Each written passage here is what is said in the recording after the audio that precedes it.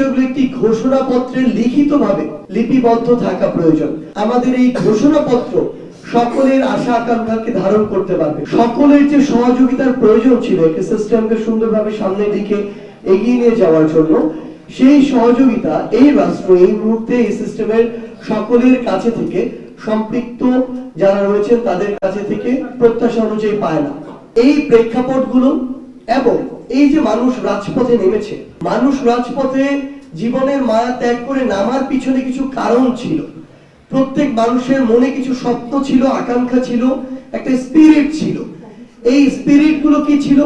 এবং সামগ্রিকভাবে এই যে আমাদের জুলাই বিপ্লব, এই বিপ্লব থেকে আগামীতে বাংলাদেশের মানুষ যারা এই অভ্যুত্থানের সাথে সম্পৃক্ত ছিল, যারা ফ্যাসিস্ট বিরোধী আন্দোলনে প্রত্যক্ষ এবং পরোক্ষভাবে অংশগ্রহণ করেছিল, তাদের প্রত্যাশা কি, আশা আকাঙ্ক্ষা কি?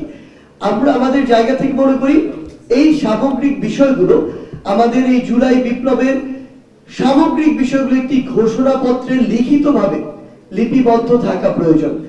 আমরা আমাদের জায়গা থেকে মনে করি এই ঘোষণাটি আমাদের সামগ্রিকভাবে পুরো বাংলাদেশের একটি লিখিত দলিল হিসেবে থাকবে, যেই দলিল আমাদের নতুন করে যে স্বপ্নগুলো, সেই স্বপ্নগুলোকে ধারণ করবে, যেই দলিল আমাদের বিগত সিস্টেমগুলোকে রিজেক্ট করবে, নতুন যে সিস্টেমগুলো আমরা প্রত্যাশা করি সেগুলোকে বাস্তবায়নের পথ দেখাবে।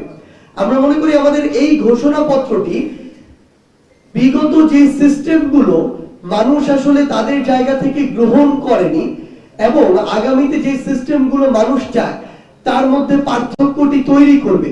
এবং আগামীতেও বাংলাদেশের মানুষের দায়িত্ব যারা ভোটের মাধ্যমে গ্রহণ করবে তাদের ক্ষেত্রেও এটি একটি নির্দেশিকা হিসেবে থাকবে যে কোন বিষয়গুলোর প্রেক্ষাপটে এই 24-এর বিপ্লবটি হয়েছে, কোন বিষয়টির প্রেক্ষাপটে এই 24-এর বিপ্লবের পরবর্তী নতুন আশা আকাঙ্ক্ষাগুলো তৈরি হয়েছে এবং মানুষ কি চায়।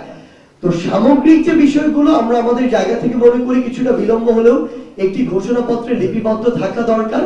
সেই বিষয়টি আসলে আমরা আমাদের এই প্রোক্লেমেশন অফ জুলাই রেভলিউশন আমরা সেখানে লিখিতভাবে লিপিবদ্ধ করব এবং আমরা এটি একটি খসড়া করেছি ইতিমধ্যে।